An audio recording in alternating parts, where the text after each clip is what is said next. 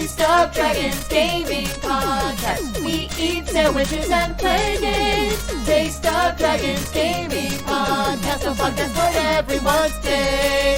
Hello, everyone, and welcome to yet another episode of Taste of Dragons, the Toddcast, the video game podcast that all you forgetful clouds listen to.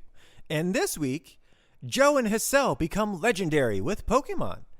It Takes Two in the news this week with Bungie and Sony. And finally, we're going deep in gameplay design for our tasty topic. And as always, my name is Brian. My name is Troy. I'm Amanda. I'm Hassel. And I'm Joe. Hey, everyone. Unfortunately, no Lewis this week. He's off having fun without us, I guess. How dare he? I know. Like he Honestly. But fun only exists in this podcast. Only. That's okay. He's going to listen to this podcast and then also have fun. That's how it works. I thought our contracts said that we weren't allowed to have fun outside of the podcast. Well, he's going to listen to the podcast. Yeah, so he is then back in the podcast. And that's why I just keep it on loop all day, every day, nonstop.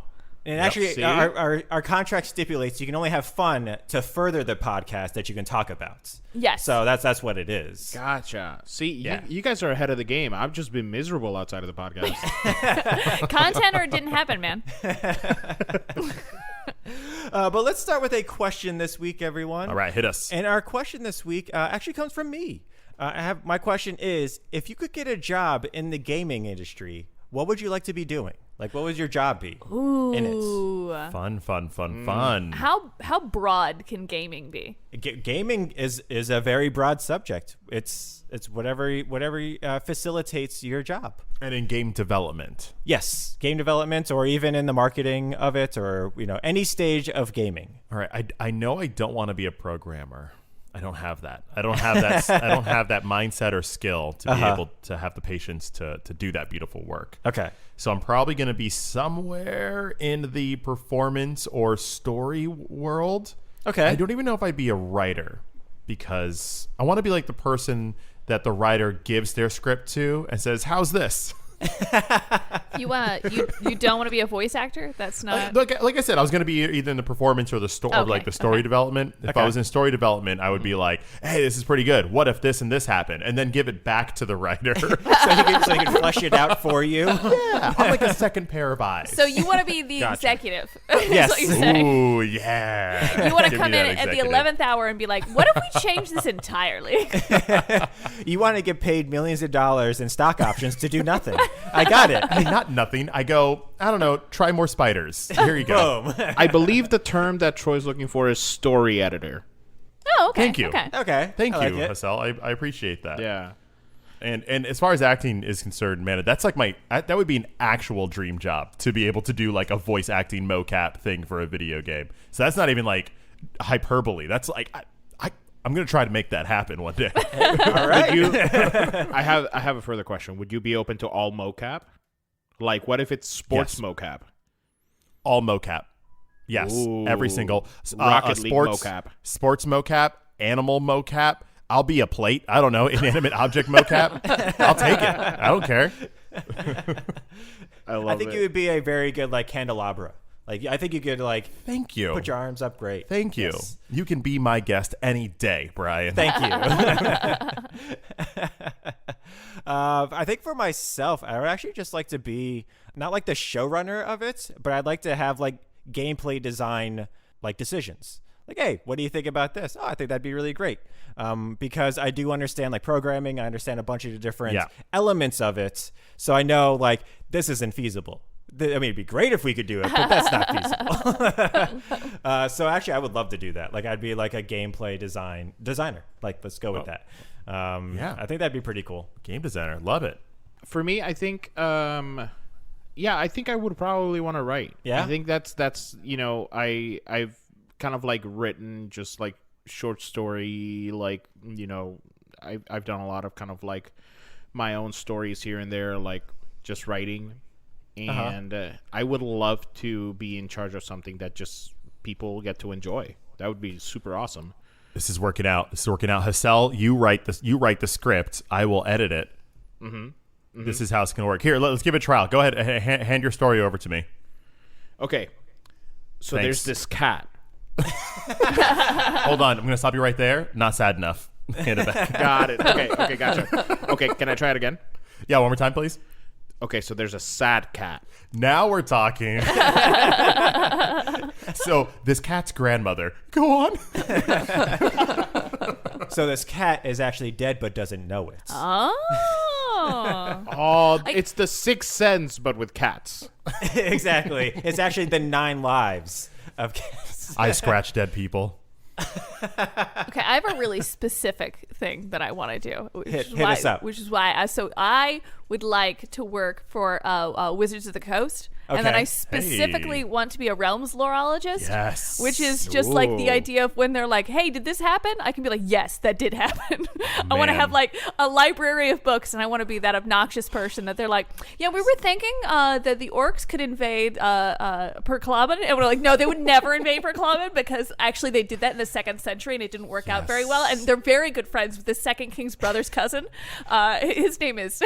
There's Be something like, absolutely. so wonderful and amazing about a historian of historical fiction.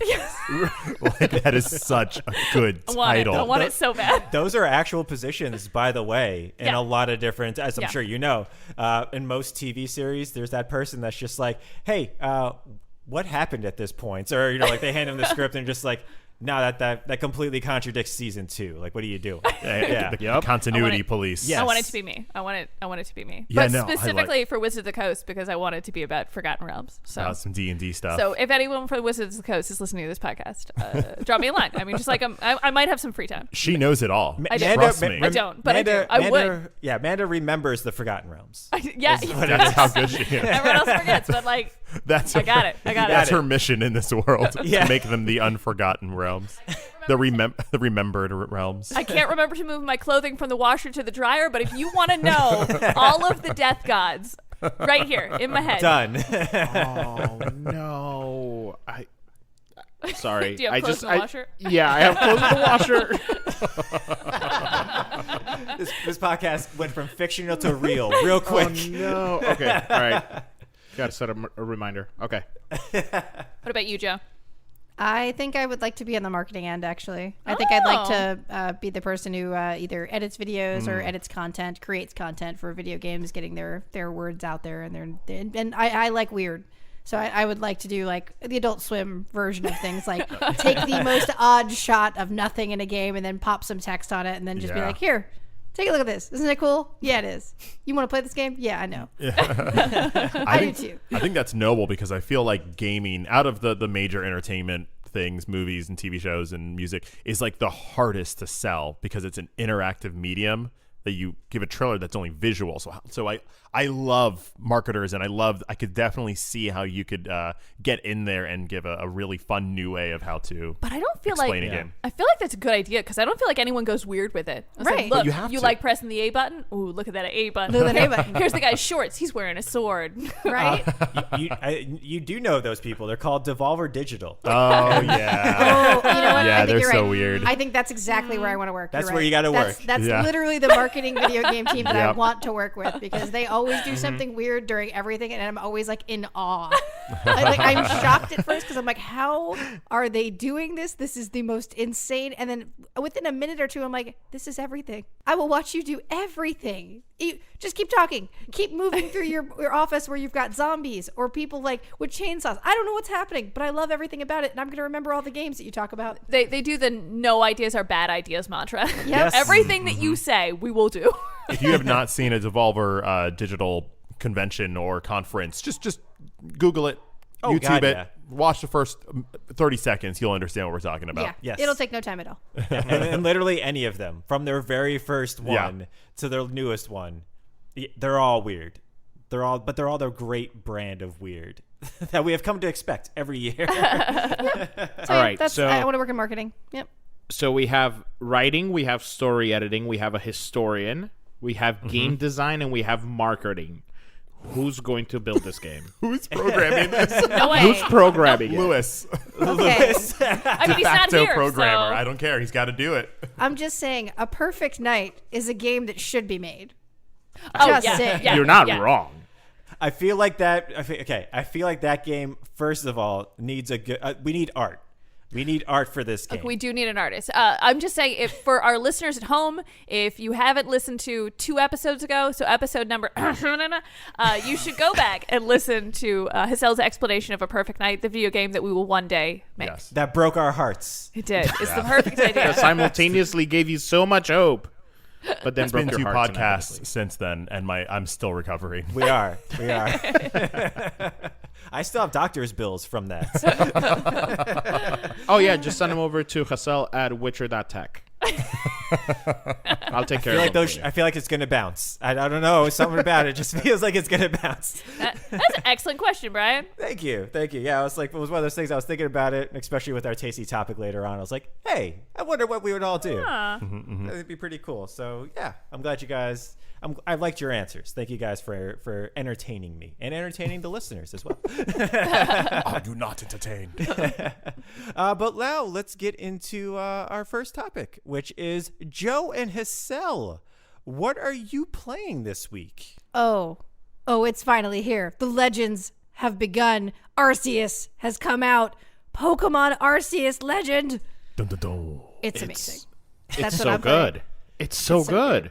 Guys, I like okay, after the debacle that was Pokemon Snap last year. I Yes, forgot about that. I wiped that from my brain. we did. I wish I could have done the can't. same. But after the debacle of like Pokemon Snap last year, here comes Pokemon Legends Arceus, and oh my goodness.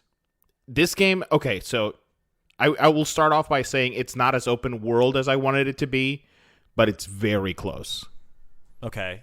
I'm kind of in that same place. I'm with you on that. I got it does give you that Monster Hunter, like you have a hub and then you have all these very, very large open areas that you can go run around in, which is totally cool. I have no issues with it, but agreed. I was kind of expecting a seamless Breath of Wild kind of experience, and having the hub is still great. Not complaining. So this is Pokemon, and you pronounce it Arceus. That's correct. Okay, so it Pokemon Arceus or Arceus. Arceus? If I remember, we first heard about this like almost a year ago at Pokemon Diamond Anniversary or Pokemon Week or Yes. something like that. And it was the first seconds we saw of it, it was billed as the open world Pokemon game, which by itself was exciting. And I know I was excited to think like, oh my gosh, we can go everywhere. They're going to get new fighting styles. All these ideas were popping up in my head. But mostly I was just excited to be like, oh, anything different. Yeah. How exciting. Fair. And how is it I guess falling with you all given the expectations we were having kind of going into Pokemon Arceus coming out? I took a more of a story gameplay to the game. Okay. That I think Joe did. That would be correct. So I'm a sucker for storytelling, so that's immediately where I went to. And guys, let me tell you this. The game starts off with your character, which you do get to pick. You get to pick the gender, you get to pick like what the character looks like, which is Does it super create a cool. character? Yeah. Woo! So it has a create a character mode, and that character falls from the sky onto a land. Oh my gosh. Yeah. That is dramatic. Are you That's wait, very what? Zelda. It's very very Zelda. dramatic. Yeah. Where are you coming from? This void. Oh. Yeah, Space. so there's What? there Are is you a this time giant traveler? there's this giant spinning like Wait, what? cloud in the sky, and you're like, and you just fell through that, and like this professor like found you. I'm and lo and already on board with this because every Pokemon game you just start in your bed, which I relate to. I really And do relate to. What if you And- sleep in a void? Oh, I good mean- point. Listen, I don't want to go ahead and throw stones here, but every other Pokemon game that I've played, you were 10 years old, and I was just like, listen, at 10 years old, I could not step to like my neighbor's house without being afraid that something was going to happen to me. Oh yeah, my mom's not letting me out. Yeah, No. exactly. My mom put 2 sweaters on me before ever leaving the door, and I live in Florida. 10 years old in this universe is our 18 years old. Which is incredible. There you Yes, go. definitely. Yeah. So in this one, you fall from the sky, and you're wearing like normal do. clothing, like the clothing that you have on right now, like t-shirt, shorts, sneakers, right? Super cash. Yeah, Yeah. super casual. But then like everybody starts commenting on your dress wear, and they're like, "That's super strange. Why are you dressed like that?" And you immediately start noticing that, oh, this looks a little older than You other are a Pokemon games. time traveler. Immediately you're like, that's a personal remark, and I don't really appreciate you judging me like that. I Right. don't know you guys. Everyone does. After 2 or 3, I will say I was starting to become a bit offended, and I'm not even this Gosh. character yet. I'm not even like, I don't even feel like I've learned anything about this world. But Yeah. everyone's like, "You're dressed really strange." They're like, "Excuse me, my shirt is adorable. Yeah, Maybe you're dressed strangely, and you would like my shirt. My shirt is awesome." yeah. You're Not even dressed. one person's You're like, dressed like "I an like the early color." 2000s Right. b-boy, and you're like, what is wrong with this? Like, what are you talking about? Guys, I have this great pitch for a game. Okay, it's gonna be Pokemon, all right, but you like fall into a void into a very judgy world, and everyone just like throws you shade all the time. What about the Pokemon? I don't care. You're not very far. You're not very far off. Did you write this game? I story edited it. I feel like Got I it. feel like the end of this game is gonna have a Statue of Liberty, and you're like, I was here the whole time. Dang It it! was the past, but also the future, but also the past. And then the entirety of the world is ruled by Mankeys. It would be a cold day. Oh man. Oh my Primates. gosh, what if they just redo Planet of the Apes, but it's Primates. only Yankees? Yeah. I would want them to be all shiny Mankeys so they could be glittery and green as well. Oh, it'd be perfect. They have to do the whole movie, but only saying their name. Mankey. I want Charleston Heston Mankey. I will say before you fall through the void, there is a voice telling you some things, and I'm gonna be honest with you. I did not pay attention to anything that voice said because it was kind of weird. It was like in a swirl, and you're like talking back to it, and it's just like, where am I, and blah blah blah. And then I'm thinking like, okay, this is like a Pokemon god.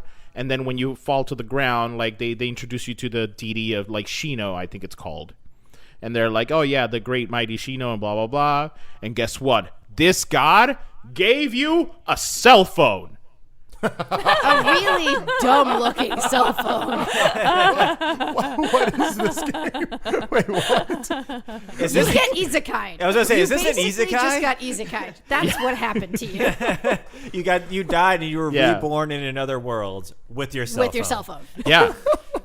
So you take out your like god phone, and all of a sudden, like it shows you like where you have to take all of your like different like what's it called, like missions or like story beats and stuff like that. So it keeps Hey, track hey, of all of that. guys. It has like a map.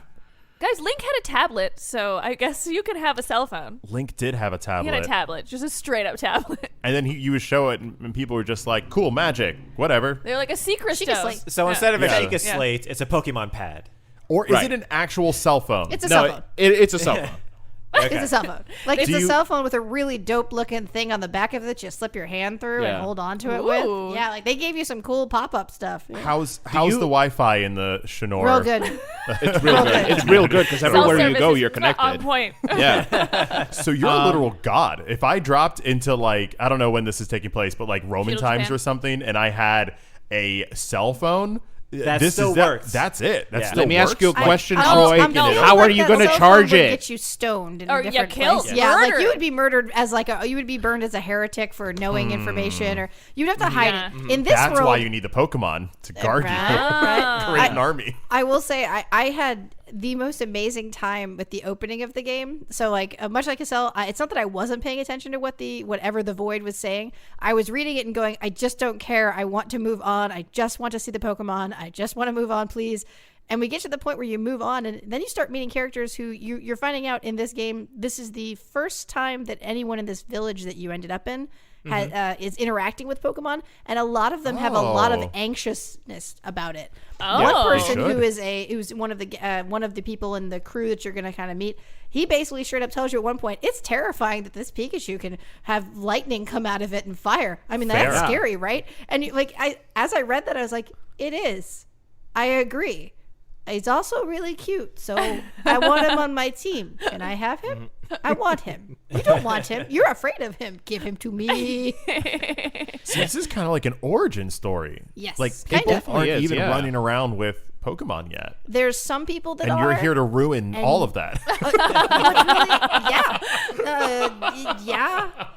In a weird way, you come across people who have Pokemon who look at you and they're like, why are you putting them in that ball? Yeah. It's Fair. like legitimate conversations Yeah. we've all had for You're the years. villain. It feels Yeah. that way sometimes. in this story. Wow. You know how many times friends have actually like equated like Pokemon fighting to like what Michael Vick did, and I'm like, okay, now hang on a second.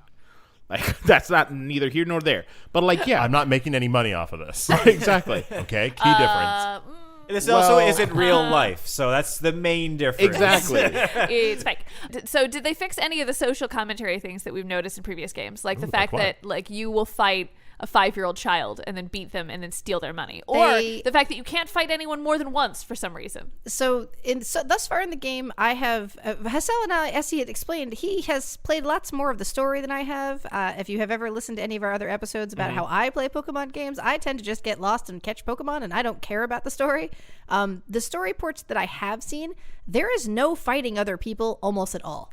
You're not How do you get really money? fighting. You actually Stealing. No. You know what? Taking Armed a robbery. Pokemon and then Yeah. you basically you catch the Pokemon. They are all roaming around in the wild. Yeah. So like there is, and if you're going to battle the Pokemon, you're essentially battling it to defeat it just to get points, or you're battling it to weaken it so you can catch it. Okay.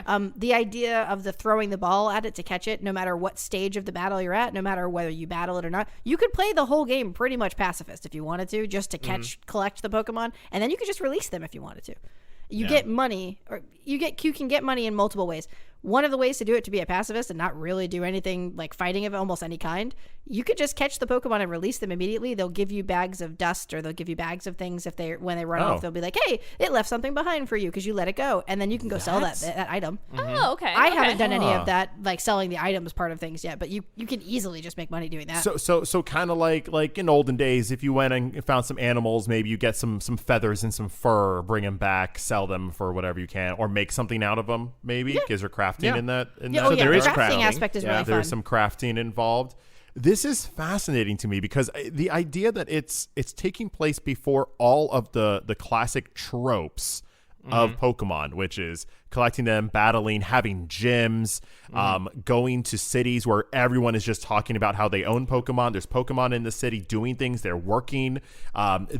What? There's no, how do you heal your Pokemon? I mean, in regular Pokemon games, you go to a Poke Center, and there's a whole system with balls and all that stuff. What do you do? So there are two ways that you can heal your Pokemon. Number one is you can come back to the village. When you come back to the village, it immediately just heals all your Pokemon. Or just Is rest there at a a story campsite. reason? Or yeah. it just, you just, There's just story happens? there's story reasons for it. Yeah, You and can then- rest. It's just like any other thing. You can just rest at a different point. Okay. And as you progress through the story, you actually get craft manuals for like things like potions and revives and things like that. So Cool. that hasn't Cool, changed. cool, cool. So you can still get those items and use them on your Pokemon. I thought the coolest thing that happened to me, and the minute I knew that this game was a little different, is when I took a look at the Pokeballs that they're using. When you craft the Pokeballs, they're actually made out of acorns. Aw. Yep. That's cute. They look like wood, like Yeah, wooden so they're Pokeballs. like really wooden cute. and stuff like that, which is really cool. And like, I don't know, just the crafting aspect of it brought like a whole new level of things that you can do for all of the different Pokemon, to crafting like your revives, your potions, your Pokeballs, and all this other stuff. So it is really cool. And like Joe was saying, like you're in the middle of this village that doesn't really know how to feel about Pokemon. Like I met a lady who asked me to go ahead and get this specific leaf, so I brought it, and the leaf happened to be on top of a Pokemon's head, and she was like, "What the hell is that thing? What is it doing inside of my house?" And you're like, "Well, this is a Pokemon. You asked me to get this." Like, Yeah. So One of the what I really actually like that there's missions in the game where people are like, I heard of this thing, or I saw this thing moving. Do you think you could take a picture of it for me, or do you think you could get one and bring it back to me? And one of the people you do this mission for, you bring back the Pokemon, and it's like, oh no, don't put it near me. Don't put it near me. I just wanted to see it. Like don't let me. I don't want That's to touch so it. And fascinating. they're like, but maybe I could touch it. And you're like, yeah, you could touch it if you want to. And they're like, no, keep it away from me. Keep it away. I don't even know. And it's like, it was really an interesting way to kind of enjoy the game, because it was one of those, like, you're experiencing it almost the same way they are, because this is a new game. Yeah. This is a new way to play. It's not normal. And one of the, I will say, one of the things that I read all over the place that I am genuinely saddened for some people, Hassel, I don't know if the graphics bothered you in this game or not. Not at all. I'm not bothered by them. The only thing I will say graphically that I think is lesser than other games I've played is that the overworld itself, or the open world areas, some of them are boring because it is just one giant open area and half of the area is all one type of, land. So just trees and some grass. Right. So yes, that can be boring. I personally do not play Pokemon games for the graphics of the world. I don't even play it for the graphics of the little pixel people usually. I play it because I like the Pokemon and they're cute. And that leaves me nothing to be desired. Everything about the Pokemon themselves, the modeling, the way they move, it's all perfect to me. I love awesome. it. I love seeing them walk around. I love seeing them go in and out of grass areas. I love seeing them fly about. It is really fun, and it kind of gave me just like really fun vibes to be able to run around in that world, whether I wanted to catch those Pokemon or not. And if you get too close, most Pokemon actually will be like, yo, you get away from me. They will start to attack you to get you to get away from them. I've seen the video of the giant Snorlax that comes raging at you. Yeah, don't mess with him It's until so big. So every Pokemon that you approach has like they can either run away if they're like a shy, like cute Pokemon or like small Pokemon, or they can just become enraged and attack you, which is the first time that I think it's ever happened where a Pokemon can attack an actual trainer, I think which you're is right. amazing. And you So could you like, have your own health bar? yeah. That's Wow. So And all you- of your Pokemon can faint, but you're still fine because Yeah. you haven't fainted. Do you fight the Pokemon with your body? Like, do you just like bring No. out You like a just baseball dodge. bat or something? There is no fighting. That you baseball yourself, I'm gonna go rough up some Pokemon. Just knocking out Hey. fools left and right. you yourself just throw Pokeballs at them. You throw Pokeballs at the world. So unlike other games where you'd have a sword or a bat or something to actually defend yourself with, your only defense is other Pokemon that you are befriending, because if you do not befriend them, they do not do what you say. Fair. So if you don't take them out a little bit and say hi to them, if you don't use them in other battles, if you do not try to make friends with the Pokemon, it won't work out as well for you. You run away. You dodge. You only have a dodge button. When a Pokemon is mad at you, like that giant Snorlax does as you walk by it, Good. you get out of its way because it's going to kill you. Right.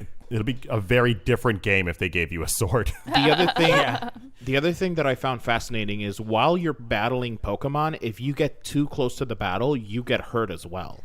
Yeah. That's cool. The battles happen in real time. Interesting. Like, Yeah. If you start Yeah. the battle, you can walk around the whole battle. Wherever you started the battle is where it starts. There is no taking it out and like starting it, like freeze framing and starting in a different area. You threw a Pokemon out and now they were battling. That was probably one of the most exciting things I saw in that early trailer. Just breaking up the visuals of what fighting in Pokemon have been, because they've really been the same. I'm not standing for, like, over their right hand shoulder 25 watching them years. jump up and down. And so, but you're still issuing commands though, or Yeah. or in the same way you would in a regular Pokemon game, but you can just now run around Yeah. the fight in real time. Yes. Yeah. It's wherever you're standing. Like you could be on the top of a ledge and then throw a Pokeball down to another Pokemon that's like further away, and you stay up on the ledge and the Pokemon is down, like fighting. cool. And so it really, wherever you are is where that battle will happen. Like I threw I threw a Pikachu at like a Barboach to fight it, and the Barboach is in the water, and the Pikachus they're not. They can That's not swim, their but thing. that's not their thing. And what's really cool is I threw it into the water just to see what would happen, and it creates like a little wooden like stand for the Pikachu to, like the Pokeball itself, Like a little raft. morphs into like a little raft for them to stand on in the That's water. gnarly. And I was like, that's so cute. What a great idea. Yeah. Like so that they could still be battling in something that the Barboach is now still has the upper hand in. Do you have to like aim your throws? Like if I wanted Yes. to give the Pokemon a potion, I have to actually like aim it and throw it and So, make sure it hits the Pokemon. For potions, no, but you don't just have to. If you want to help your Pokemon in battle, you're just clicking through like a normal Like a battle. menu. Your menu hasn't changed much. It's all pretty much the but same. physically, you don't need to like run up to Physically, the you don't have to do Pikachu and like press the But back if you button have- and get your potion. And If you're not in a battle, essentially you do need to either go into the menu to give them something, or if you want to give them berries or something, if they're still a wild Pokemon, you have to throw whatever it is near them Yeah. so that they Okay. will like it. okay. I think This sounds like a lot of fun, y'all. it's been a really fun game for me. Yeah. Like I haven't been able to put it down since like it came out. Like I'll play for like maybe like an hour or 2 hours. I'll put it down just to charge, and then I'll pick it back up. I think okay, so just a quick story. One of the first fights that I found out that I could actually move around. So I got this Luxio that was way above level of what I can train, right? Okay. So it's not listening to me. It's going, yeah, Luxio's looking around. He's not listening to you. So I in battle, I took my little guy and I literally crossed in front of him to try to. I'm like, do you not see that you're in a bottle, my dude? Like, what are we doing? I need you to respond. And obviously, I didn't really realize that. He was above the level that I needed to. But yeah, it's been a lot of fun. Like, a couple of things that I learned is your little character cannot swim for more than 3 seconds. Nope. Which is You need one of those rafts. Yeah. They don't make them for people. Yeah. Damn it. So your little guy can't swim for longer than 3 seconds. Alpha Pokemon, which is something that I had never experienced, but alpha Pokemon are scattered all around, and these are Pokemon that are bigger than the regular Pokemon. They have red eyes. They're like angered. They're just wild with rage. And I learned this the hard way because I was like strolling through just the first like field lands, and I was like, oh, that's a Rapidash. I want to catch that Rapidash because it's pretty huge. And I threw a Pokeball at it, and it was the equivalent of like the Rapidash just puffing its chest out, the Pokeball hitting its chest, and then just like crumbling to the ground. Yep. And then Like, it locked eyes with Points me. right off of it. Yeah. locks eyes with me, and then starts running after me, and it's just It's like if you had thrown a pebble at a real bull. Yeah. Exactly. Yeah. I also experienced that Rapidash. I did not throw a Pokeball at it. I looked at that and was like, oh, nope. And I just noped my way out of there. I got back in that grass and I slowly meandered away as softly and quietly as possible as I watched it get angry and continue to like tuft itself all over. I was like, oh no, that's a level 40. That's not for me. Yeah. I just started. So hearing you guys gush about this and enjoying it, is there anything that you feel like could have been improved on or something that's missing from it? I want a Curry Dex back because I really liked that in Sword and Shield. I really, really loved the Curry Dex, but I do think that the crafting stuff, maybe later on, I will be crafting food for the Pokemon as opposed to just giving them the berries and stuff. Gotcha. So I'm hoping that the Curry Dex will make a comeback or some sort of Curry Dex. But right now you can make like cakes for them, and it's like mochi cakes. Like, so like it's that would be cool. I'd be down with a cake Dex. Every game benefits from a Curry Dex. Yes. That's Right? just a statement. Absolutely. That's a video game fact. throughout the entirety of me playing, potato mochi has been like nonstop what they talk about, and now that's all I want in my life. I'm like, yeah, I just want potato mochi. If there was one thing that I would go ahead and say that is a little bit of a letdown in the game is the amount of Pokemon in the game, which I actually didn't find out how many Pokemon were in the game until I looked it up. How many? And it's at 242. Yep. Okay, so that's like the same as like almost pretty much the second gen one that came out. Yeah. Is it 250 standard? 151 is 150 like 151. 151 was the first one. There you go, man. And then and then the second game I think had 100 in it, including I think the first gen as well. Yeah. How many Pokemon do you want, Hassel? As long as want there's all a Farfetch'd in 980, there, bro. I'm fine with it. Oh, 180. okay. You're just swimming in Pokemon. Some of the Pokemon aren't very good. I mean, let's all agree that some of the Pokemon are kind of trash. Some of them could have used the second gander ads. Yeah. At some point, they went from like handmade to like mass manufactured. Some of them are just fish. Like, they're not even special. They're just Okay, fish. now hang on a second. No, I'm kidding. My favorite one is an ice cream cone. A literal ice cream cone. You want to make 900 pocket monsters, you're going to run out of ideas You are. somewhere. I am Squirtle Squad for life, so I was a little disappointed not to see Squirtle as part of like when you start off, and I was just like, all right. They do that on purpose. Yeah. Gotta make you work for Probably, it. yeah. I had an issue with the Pokemon that you start with as well because you don't necessarily you get to choose between 3 starters. Yeah. A little ways in, like it's not right off the Yeah, bat. I'm guessing there's still a standard Pokemon Story. direction. Sort Here's of. a starter. Go Yeah. throughout the land and collect. I opted stuff. out of my starter as soon as I evolved it, and I was like, and I'm done now. I'm usually I go water type all the time, but Yeah. there's just something about that otter that reminded me of Pascal that I couldn't do it. Okay. And like it just you had a scallop on him, and all I could think is that you're gonna start talking to me from I can't. I don't like Pascal that much. So I could go with him. So I went with the little owl because I really like him. I can't remember his name right now. Owly. Howlet. Owlet. Rowlet? Wow, I wasn't Howlet. far off. Yeah, that sounds right. So I went with him because he was super cute. And then I evolved him and he was not cute anymore. And I was like, and I'm done. Classic. Classic I'm done. Pokemon, yeah. Yep, I'm Classic. out. I love this. What did you do? I normally don't ever let them evolve either. And I was like, yeah, sure. What do you look like? A bigger? Oh my, no, not for me. One upset, at least about Pokemon, is that when they do evolve, they still look like themselves. Unlike Digimon, where it's like, hey, look, it's an owl. Now you're a tank. What? Where is the steps in between this? Oh man, I look forward to you all continuing to play it, and let me know down the line, because I think my main drawback, or Amanda and I's, was a fear that the regions will become a little too either repetitive and then Gotcha. feel kind of just more or less the same thing. Also, but that it with, would just this be is cold. This is a Pokemon swamp. again. It was just Yeah, the exact exactly. same Pokemon again. And I was like, I liked it, but I need to wait. I can't do everyone. I can do every It definitely four, sounds very But if different. it's different, then I might be Yeah. interested. Yeah. But Yeah, the well- lands itself, I'm concerned that like one will be fun, but then it doesn't seem that populated, or not enough like going on to One of the things that I will say Keep that my I interest. did like from one land to another is that there's like an elder Pokemon essentially that you'll end up interacting with and that you can ride. So I do think that some of the things that I think are boring right now in the earlier lands are because I don't have a Pokemon to ride into some of the other areas yet. Okay. Okay. So and if that is a thing, I'm not sure it really is. I only know it in one or two of the lands so far, or one or two of the areas at this point.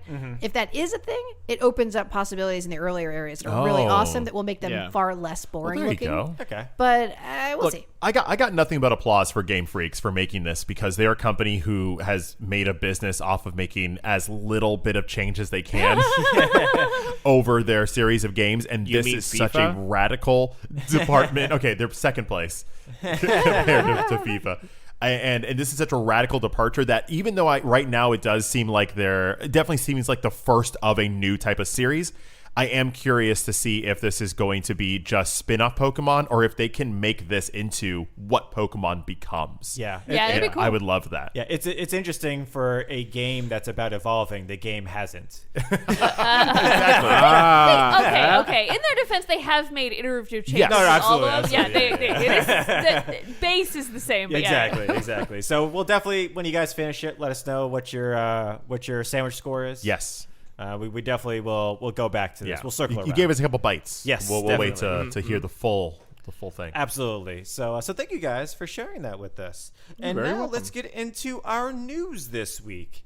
And I'm just gonna start this week with another huge announcement. You guys know it. I mean, we've had a lot of them recently, but this one hits close to home. Did all we right? get acquired by Microsoft? Oh man, not yet. We're getting there. We're getting there though.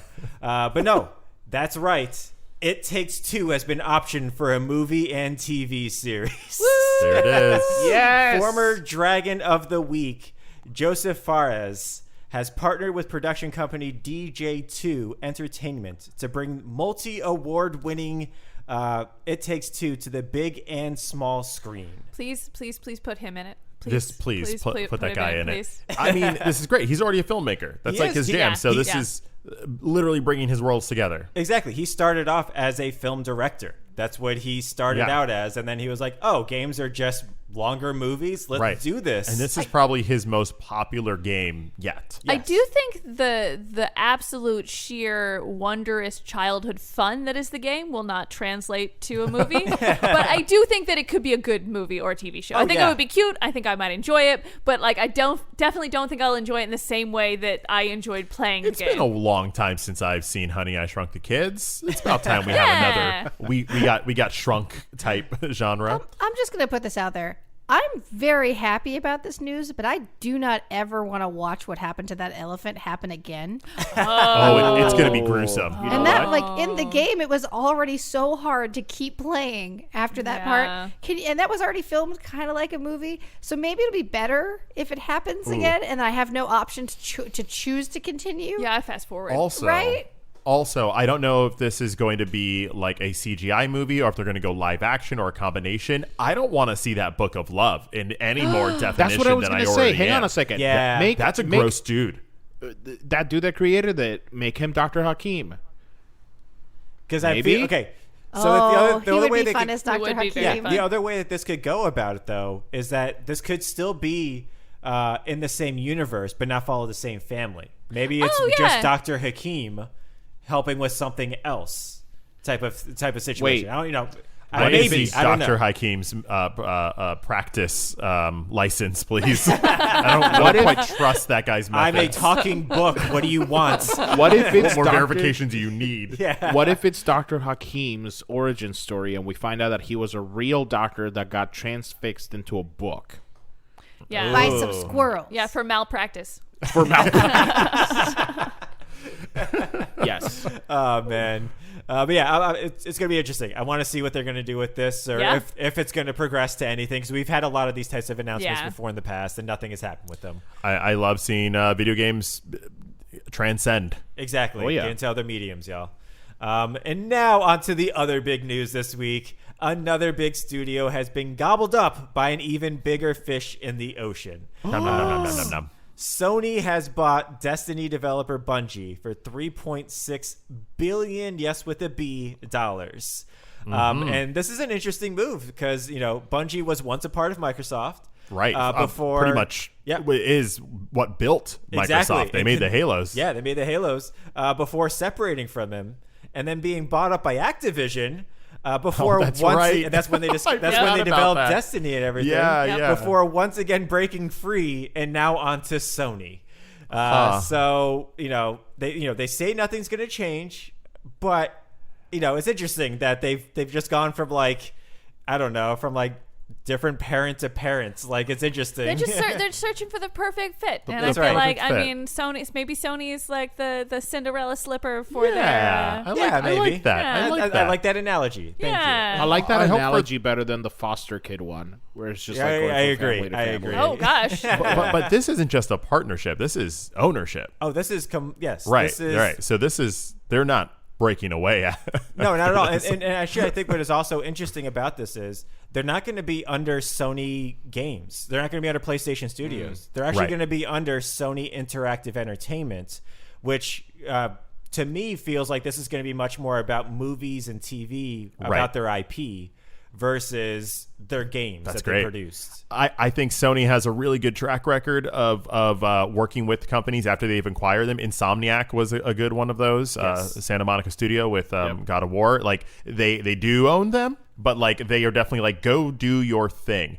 I'm pretty sure Microsoft, with all the acquiring they've done over the past couple of years, will do the same. We just haven't Yes. seen the proof of their work yet. But with Sony, the proof's in the pudding. Proof's in the Yeah, pudding. we know they're We gonna know. do good. We know. Yeah, and then the other reason why I think this is much more of a movie and TV deal is because they're not going exclusive.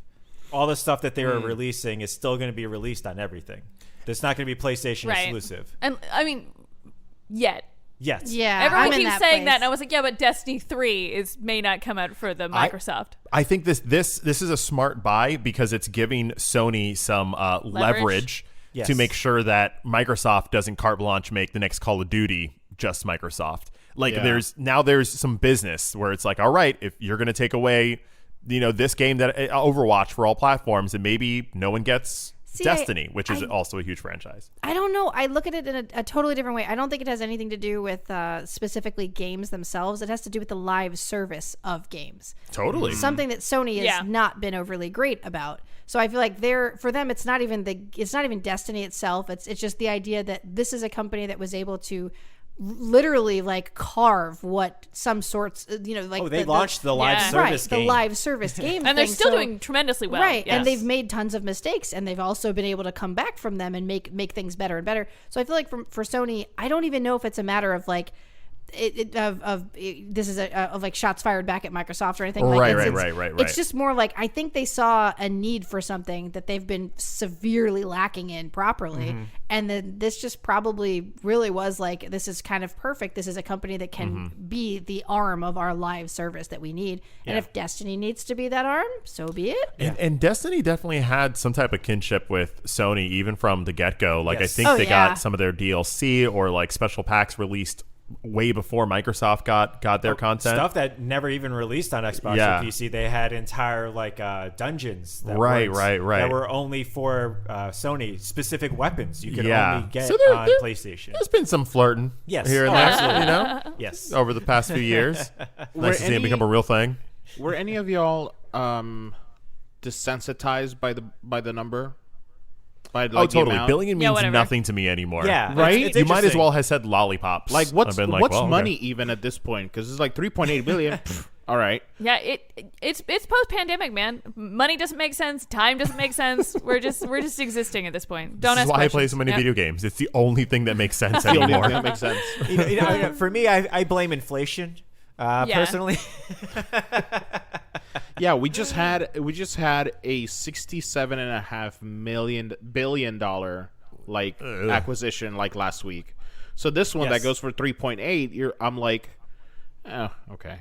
Oh, was that in the couch? Yeah. Oh, yeah. Is that in the couch? Was that your Taco Bell money? Is that what it was? Now I'm just picturing how much Taco Bell you can get for 3.6 They billion. just give and it's you all blowing the Taco out Bell. my You mind. just get Taco Bell. Yeah. You win the fast food wars. If you get At that point, you have the power to shut down every single Taco Bell except for one in your home. Yeah, they give you a button. And you just press the button and all of them shut down. Yeah, exactly. You get the Richie Rich money where the Taco Bell just opens in your house. Yeah. That's Yeah, what yeah. happens.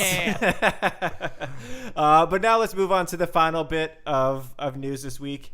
And I believe I am contractually obligated to mention this. It would not be very Brian of me if I didn't at least mention that this week marks the 25th anniversary of Final Fantasy VII's Japanese release. Hey, party! Final what? Fantasy. I don't know, just a little game called Final Fantasy VII.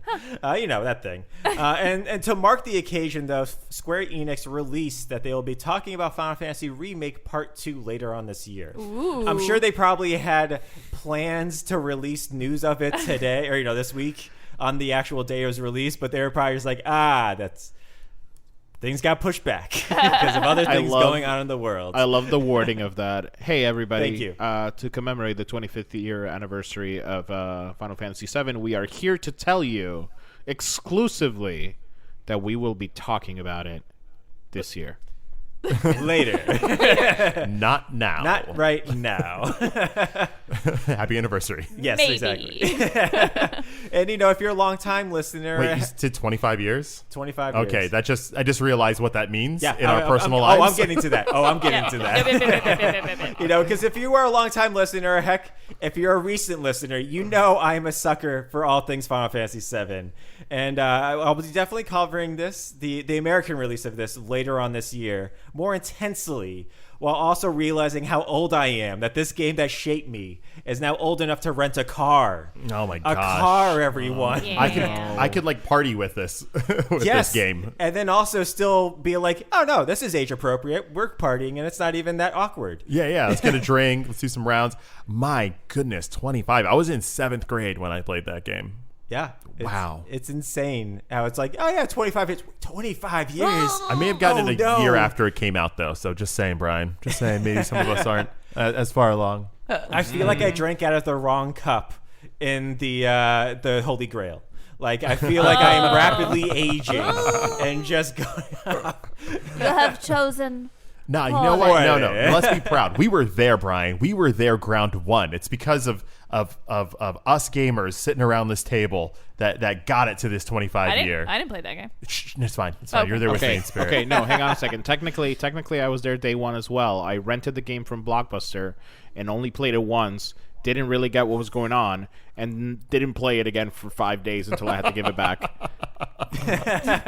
You haven't had the PlayStation experience until you've gotten 8 hours into a game and gone, what is a memory card? You have not gotten the PlayStation experience. No, Brian. How dare you, Brian, No. bringing those memories back? Hey, listen, everybody knew it. You all experienced it the first time.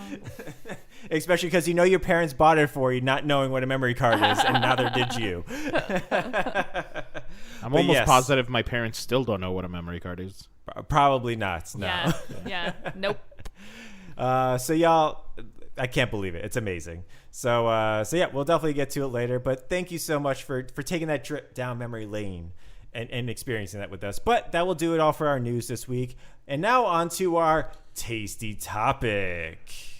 So we were talking a little bit about video games and graphics last week. We talked about realism in video games, and it got us thinking about something that we wanted to talk about this week, which was video games that may not have like the best graphics, but still have like a design that very much supports the type of game that they are. For example, like Joe brought up Minecraft. Oh, yeah. There's a lot of games actually out there that have a specific style to them that is unrealistic in a lot of ways, but they are one of the best-selling games that there is, and a lot of people really like them. And as Troy and Lewis were talking about last week, realistic games need to look a certain way or don't need to look a certain way. I thought it'd be fun, that we talked about games that maybe aren't exactly the most graphically intense, yet their style really like hones that game and makes you like makes you feel like you're one with it. I feel like okay, this might be shots fired because I think people Right out really the gate, enjoy damn this game. I was gonna say Dan Bryan. I'm so used to saying Dan Bryan. Hey, that's okay. That's okay. I'm used to. You know what's funny? I didn't even register it. I was just like, yeah, Sorry. yeah. Sorry, Amanda. But damn, shots fired right out the gate.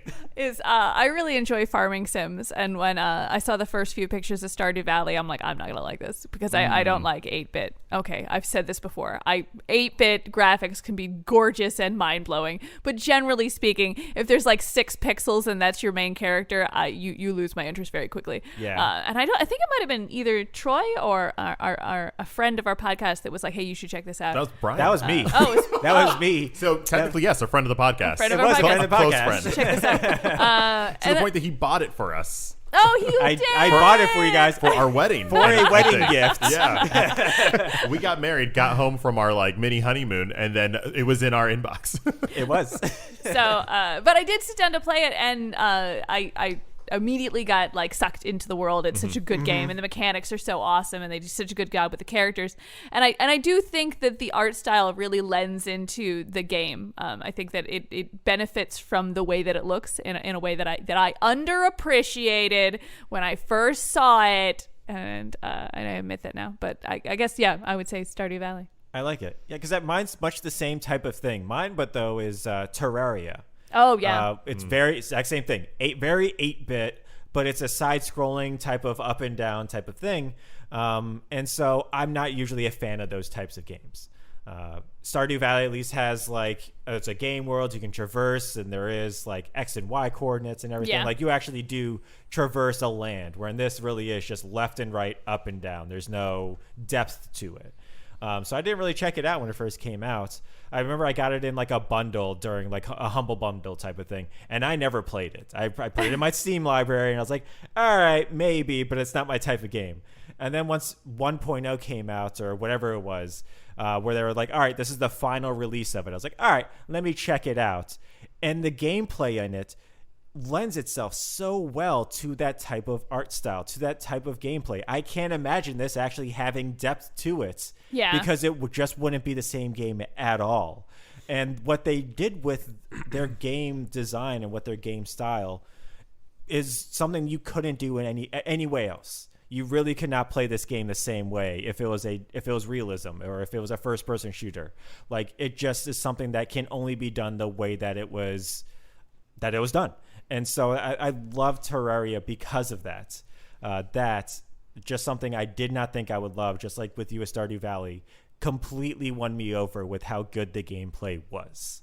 Terraria is a perfect example of that, or at least for me, it is. I think I want to stick to like the whole thing with the farming sims, right?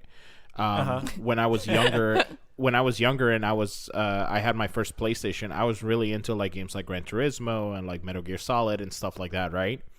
And I was gifted a copy of Harvest Moon: Back to Nature. And I didn't think I was going to like it because I looked at the back of it and I saw some of the panels on it, and I'm like, oh, what is this? Like, this doesn't look, like I want it to look. And now if you give me a Harvest Moon game that does not look like either that, Harvest Moon 64, or Harvest Moon Friends of Mineral Town for the Game Boy, Yeah. I can't play it. I'm like, no. Like, and Harvest Moon is one of my favorite like game series, but I can only play things that look like top down, like diagonal, like view. Yeah, because it has a specific style to it. It would not serve itself to have, like looking over the shoulder. right. Or to even have like somebody that looks real in front of you, like to have like a realistic set thing, because it's not. It's supposed to be cute. It's supposed to be chibi. It's supposed to be blocky. It's supposed to be everything that doesn't exist in real life, because it's so out there, but still so grounded. I think that's what Lewis was going for last week when he was talking about game design. Like he wants to see developers lean into game design that may not be realistic, but is definitely like eye-catching and robust. And for me, like graphical nature is also just another form of like communication to me. Listen, I have not met a visual representation of anything that I haven't been like, I get it, or like, oh, that's awesome, or I see what you're going for. It's all been, I don't know, as long as it's communicating to me like what the gameplay is or what I'm doing, then like I'm totally on board. And standouts within that idea, I think Paper Please is a really good idea, a really good manifestation of very like a lo-fi art style, but is very effective with communicating the tone of the game and the emotions of the game in a very minimalist way.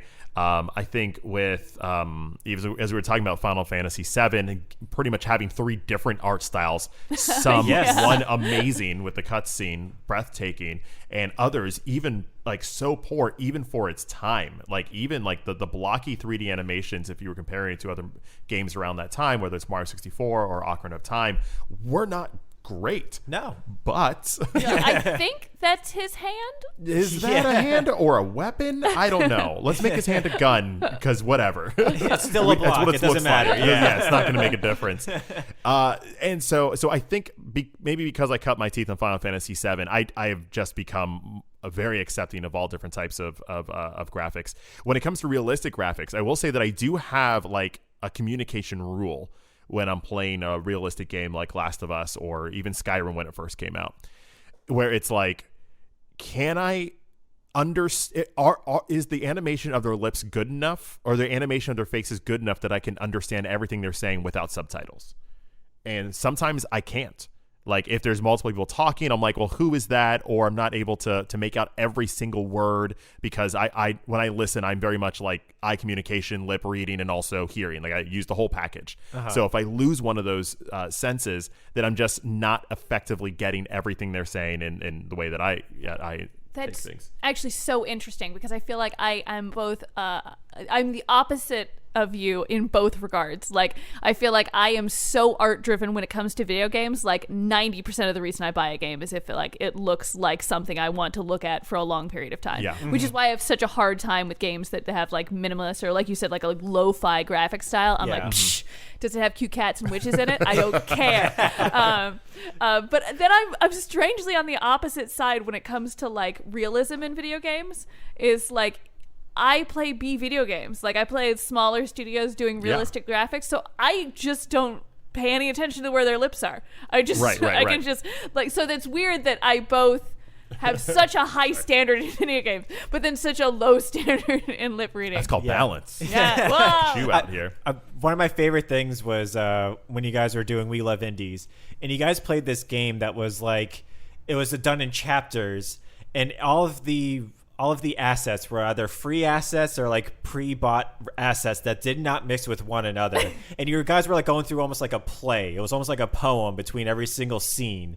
And it was like at one point you're like, guys are like on the outside of a house that looks like, I don't know, like a rectangle. But then you get inside the house and it's an extremely detailed house, but also has like an insect that looks like 3 bits. Like it was so weird. Was this the dating game? No, it wasn't a dating game. Like the crew dating game? I don't remember. I remember it was very, very weird, but it was on purpose very weird. Yeah.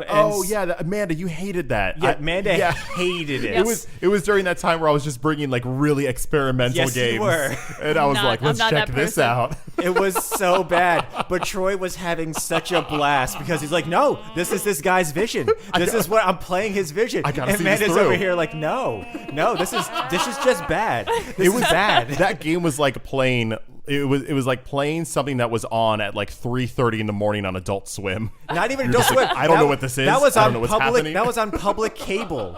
That's what that was. It was borderline incoherent, and you're right. I love it when graphics and like games get like that. I get super excited because I just don't know what they're gonna do. Yeah. There's a game last week. Lewis made me think of it because he's like, hey, if these graphics literally look like a piece of poop, would you play it? And in my head, I had an actual game called Dominique Pamplemousse. Oh, yeah. Which is a claymation musical point-and-click adventure where the main character, for all intents and purposes, looks like a turd, but with a hat and eyeballs. Yep. It's not, but it's just a little clump of clay. Yeah. And someone actually claymated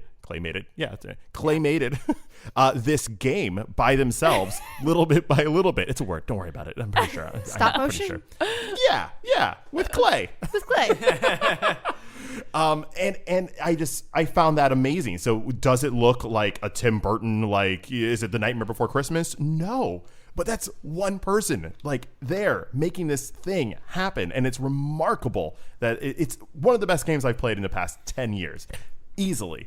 And it's not necessarily visually appealing in a conventional way. I do feel like context helps. Sometimes I'll look at a game and I'll be like, man, I don't know if I really like it. And someone will be like, one person made that. And then I'm like, oh my goodness, I absolutely have to play that.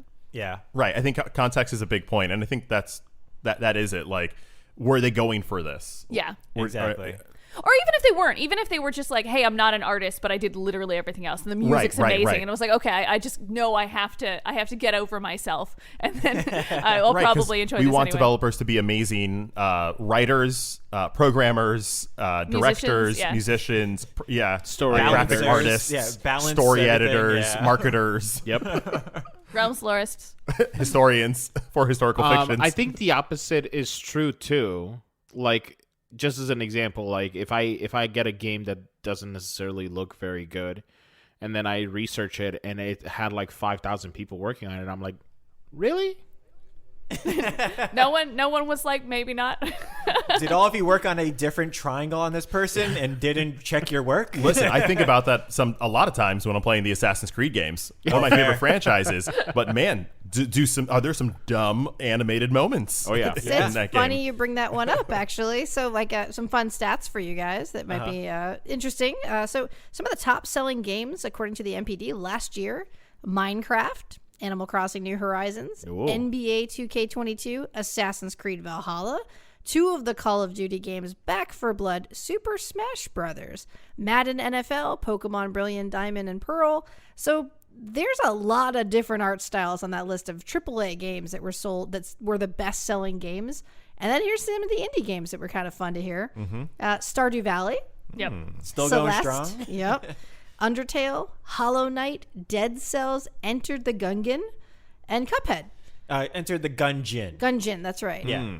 Enter the Dungeon. dungeon. Yeah, dungeon. It's a with dungeon. a gun. But with guns. Although I have to say, in defense of the Assassin's Creed team, I don't think that they understand people, but gosh, do they understand environments? Man, Oh, yeah. every time you're on that eagle point and they go the whoosh, Yep. you're just like, And there's always so the pretty. Yeah.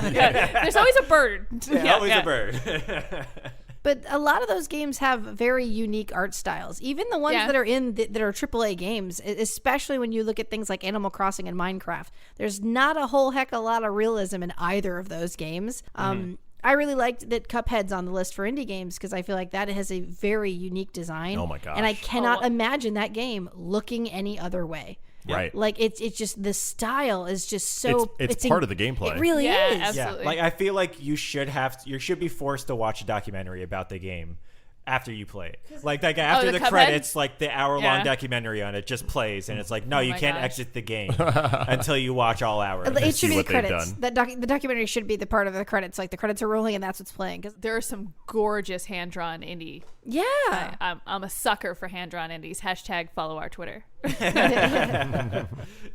But I feel like a lot of those indie games are graphically not exactly the most amazing things ever, but their story is being told so well with what they did have to Yeah. work with, and even with some of the top selling games. I mean, I completely agree about Assassin's Creed. I don't feel like the look of the faces is the most realistic thing ever, even though they're trying very hard and they're doing a good job.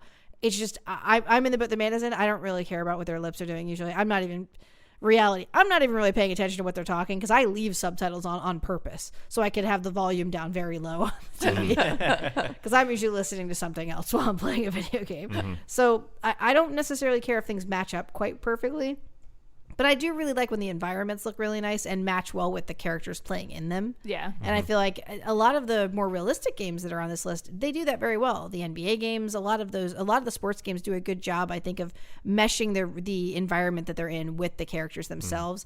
Sometimes when they go a little too realistic, I like get super turned off just because I'll just watch football. I'll just watch sports ball.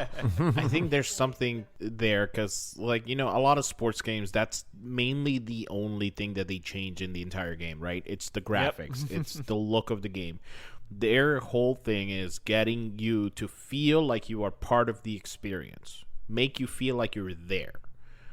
Gameplay? Yeah. That doesn't matter. Yeah. Did you feel like you were in that stadium with that crowd? Yeah? All right. We got you. Soccer hasn't changed. But yeah, I think this was a very interesting topic. Yeah, so I could talk about this for another hour. Yeah, I agree. So another podcast now. But I'm sure we'll definitely be continuing this further on down the road. I mean, this is, like you said, this is just a rich topic that we could go on forever. But we're not. Before I get to the end of this week's episode, I do want to say we have a very special episode planned next week. We have a very nice couple coming on, friends of the podcast. I Forgot I Own That. What? Whoa! From their own podcast, which is Trent and Bianca, are going to be on next week. And so, yeah, they're going to be guests. Hell yeah. We're going to be talking Hell to yeah. them. We're going to have the goodest, bestest Valentine's. Yes. Yeah. Oh, I love it. I loved it. Definitely. So definitely tune in for that next week. But now, unfortunately, that brings us to the end of this week's episode. Hey, but if you're looking for more Taste of Dragons content, then check us out on Twitter, Instagram, Discord, or Twitch for more discussions, more video games, and most of all, more sandwiches. We are at Taste of Dragons everywhere, and we'd love to hear from you. Absolutely. And as always, my name is Brian. My name is Troy. Amanda. I'm Hassel. And I'm Joe. And we are The Taste of Dragons. Have a great week, everyone. Later, y'all. I can't wait for next week. Good night. Next week's Sunday. I'm going to go throw a ball. Oh, gosh. Is that how we're going to get them on the show? Yes. Okay. If we throw it at Taste of Dragons Gaming Podcast, a podcast for everyone's taste.